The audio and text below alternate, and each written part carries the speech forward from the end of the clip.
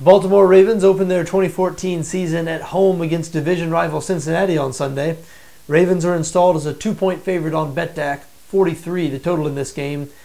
Do you think this is going to be a low-scoring defensive struggle? I like under 43.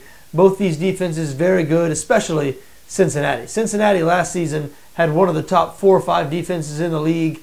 All of the key pieces return. Don't forget they're getting Pro Bowl defensive tackle Geno Atkins back from an injury that cost him the second half of last season. So expect Cincinnati to be very strong on the defensive side of the ball once again this season. And look, Baltimore, they had problems on offense last year. They couldn't run the football, and really the running game with Ray Rice has been the bread and butter of that Baltimore offense for several years. They couldn't get it going last season. Rice is going to miss this game, serving that 2-game suspension after he was involved in the domestic violence incident in the offseason. So he won't be available. Bernard Pierce will have to shoulder the load. And it wasn't only Ray Rice who was a problem last year. The offensive line struggled. Joe Flacco threw 22 interceptions. Gary Kubiak, the new offensive coordinator in Baltimore, we'll see if he can get things rolling. I'm not sure if this Sunday is really a fair test because Cincinnati's so good on the defensive side of the ball. It's going to be really tough for Baltimore to move it consistently.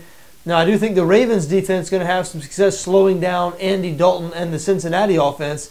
You know, it's funny, one thing these two teams sort of have in common is they've committed to guys as franchise quarterbacks. Now that Dalton has received his contract extension, Flacco had already received his. I mean, both these guys are high-dollar franchise quarterbacks who are considered by some to potentially be weak links on their team. I mean, there's some people that don't consider Andy Dalton and Joe Flacco strengths of their respective teams.